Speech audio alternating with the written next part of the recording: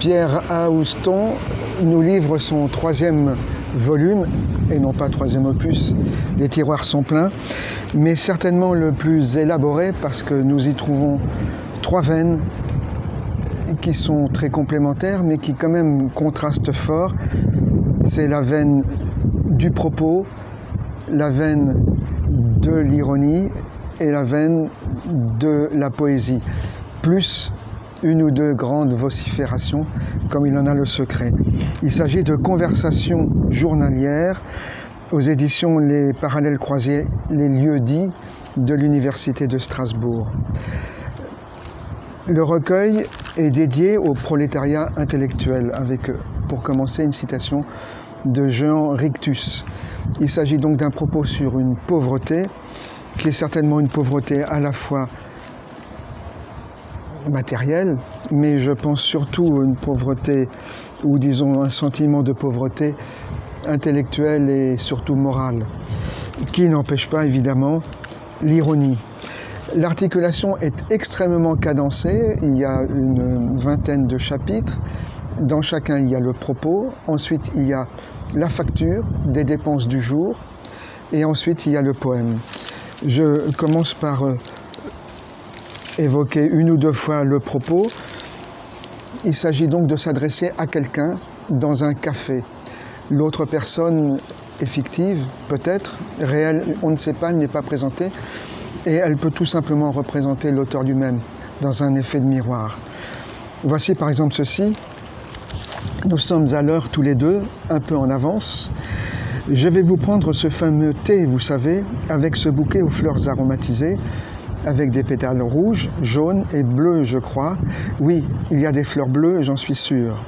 D'une beauté avec ce bouquet en suspension dans le liquide, une eau blanche qui se colore des arômes tout en douceur. Et vous? Et un allongé, s'il vous plaît, merci.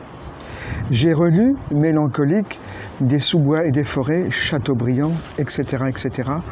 Bonjour, nous allons prendre 2 express maintenant. Voici encore un autre propos qui cette fois évoque une visite au musée. Il s'agit d'un tableau de Rubens et l'auteur raconte à son interlocuteur, fictif ou réel du café et réel quant au lecteur ou la lectrice, et voici ce qu'il dit. Le pied gauche du Christ qui repose sur un crâne humain et sa main gauche qui tient le globe terrestre. C'est la précision du pinceau qui m'a permis de faire cette découverte. Donc il y a l'enthousiasme d'une découverte. Si vous introduisez votre regard dans la contemplation de la toile, l'évidence se fait jour. Le pied et la main gauche sont légèrement plus travaillés avec le pinceau.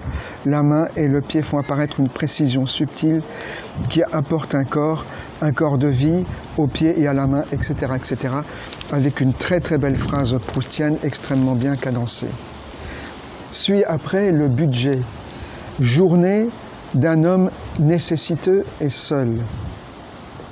Par exemple, budget plat du jour 8 €, allongé 2,20 € et ensuite 0 € et encore 0 €. Voici encore un budget où on voit que l'auteur, dans sa pauvreté, et mettez-y tous les guillemets que j'ai donnés au préalable, a quand même une origine de bonne qualité ou d'une certaine bourgeoisie. Vous avez ici le budget d'un homme pauvre, allongé 2,10 €, verre de Bordeaux 2 € et cette mention tout à fait ironique, achat regretté 6 €. Encore un autre dans le même esprit où il y a une sorte d'autodérision de l'envie de luxe, soit dû aux origines, soit dû à l'envie qu'on a parfois de se gâter. Budget d'un homme pauvre, un expresso, un sandwich, taxi, 20 €. Et entre parenthèses après taxi, il y a marqué 500 mètres. Il y avait donc ou de l'insolence ou de la grande lassitude lorsque ce taxi a été pris pour si peu et pour 20 €. Troisième élément, c'est le poème pur. Et je sais que ce mot est tout à fait impur. Voici, toujours de la même facture, ce que j'ai vraiment de pauvre, la résignation du pauvre, ce que j'ai vraiment de l'autre, les souvenirs s'empilent en falaises abruptes. Peut-être donc que l'interlocuteur est une falaise abrupte, une autre façon de dire soi-même.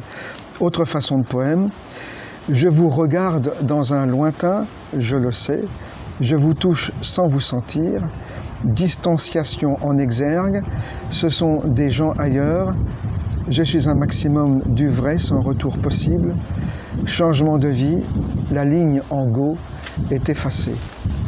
Voici donc des propos qui sont intériorisés, je ne dirais pas sages, mais qui étonnent d'un Pierre Houston que nous connaissons extrêmement puissant et lyrique. Vous savez, la fameuse poésie sonore, la poésie vociforée, vocale, tout ce que vous voulez. Et donc il y a 2 sommets comme ça dans l'ouvrage où Pierre Houston nous rappelle qui il est vraiment, ce qu'il fait vraiment, et c'est une joie de vous en lire un petit bout. J'ai pris le bout le moins casse-gueule, passez-moi le mot, mais il n'y en a pas d'autre.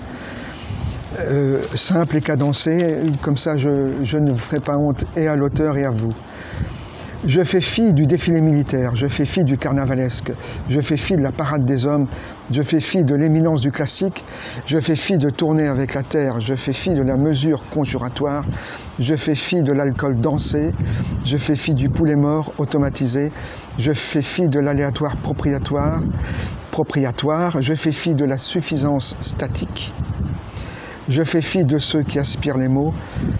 Pas à pas, le secret du pied jaillit des yeux miroirs. Ah, c'est peut-être le pied que nous avions vu chez Rubens. Voilà donc l'essence même de ce livre.